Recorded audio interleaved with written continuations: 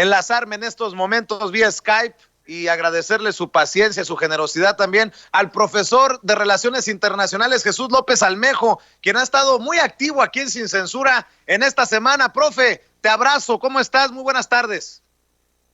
Hola, ¿qué tal, Vicente? Buenas tardes, saludos a todo el equipo de Sin Censura. Oye, profe, para entrarle a los temas de relaciones internacionales, quiero pedirte tu opinión porque hemos hablado del racismo en Estados Unidos, hemos hablado del racismo en México, hoy hablamos de que renuncia la titular de CONAPRED, de que el presidente abre la posibilidad a que desaparezca CONAPRED y absorba, llegue a absorber esta lucha contra la corrupción y la impunidad, la Secretaría de Gobernación. A ver, profe, dame tu opinión de los escenarios y por qué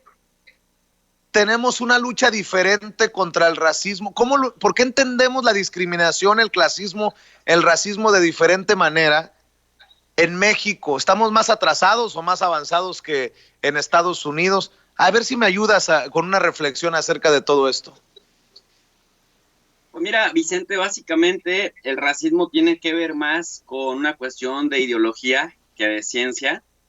Tiene que ver con ignorancia y con discurso de odio, más que con un razonamiento y un debate que se centra en el mejor argumento, porque finalmente hay muchísimas muestras científicas de que la cuestión de la raza es un invento, y que si bien en términos de nuestro ADN todos los seres humanos tenemos exactamente lo mismo, salvo algunos menos puntos porcentuales leves, ligeros, todos exactamente tenemos lo mismo. Entonces, diferenciar, muy importante el tema de la ideología del argumento técnico es vital, Vicente, porque históricamente las élites se han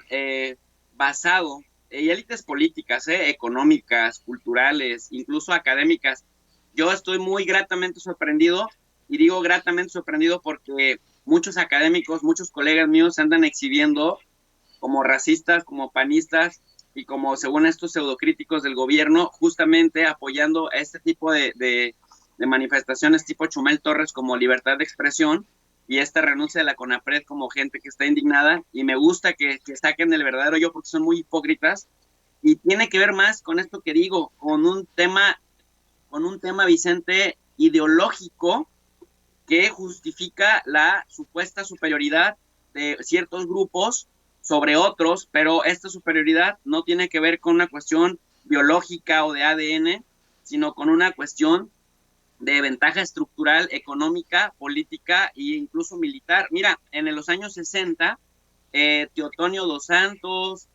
Fernando Enrique Cardoso, expresidente de Brasil, Raúl Prebisch, la CEPAL, etcétera, desarrollaron una teoría que se llamaba la teoría de la dependencia. En esta teoría de la dependencia, parte del gran reto que tenían, Vicente, era desmontar justamente que la inferioridad de unos frente a otros, es decir, de los países semiperiféricos o periféricos, principalmente periféricos, frente a los países del centro, no se debía a que la población de los países del centro, los países industrializados, ¿no? El norte nórdico, Estados Unidos, el occidente, fueran superiores a la población de los países periféricos. Lo que explicaba el atraso de unos, económico, incluso si tú quieres llamarle político, con respecto a otros, eran las condiciones estructurales, políticas, económicas y de subdesarrollo que habían creado a partir de las armas, a partir del despliegue de ejércitos, a partir del despliegue de tecnología, estos países industrializados y centrales frente a las poblaciones de los países periféricos, para mantenerlas subdesarrolladas, para mantenerlas ignorantes y para mantenerlas dominadas. Parte de los grandes aportes de la teoría de la dependencia era justamente esto, que hicieron dependientes a los países de la periferia, a los países de las economías emergentes, que en ese tiempo se les conocía como países del tercer mundo o periféricos, y luego hicieron estudios científicos, porque además esta teoría latinoamericana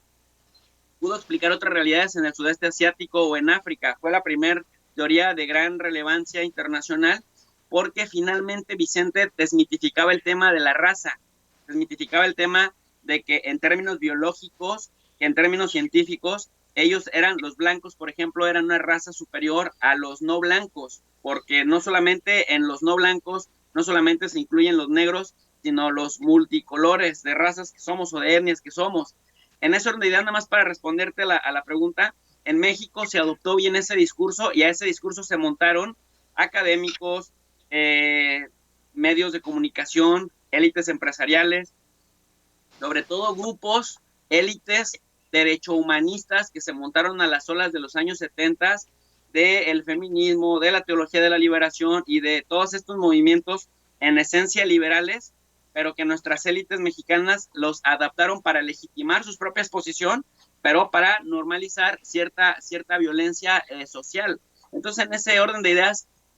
creo que hace rato lo decía Gibran Ramírez, es súper interesante cómo, por ejemplo, las élites chilangas, a partir de sus revistas supuestamente culturales o de sus programas de análisis, normalizan cierto tipo de violencia, pero sancionan otra. Y mira, no, con esto te lo digo todo. Ayer Denise Merker, en el noticiero de la noche, definía a Chumel Torres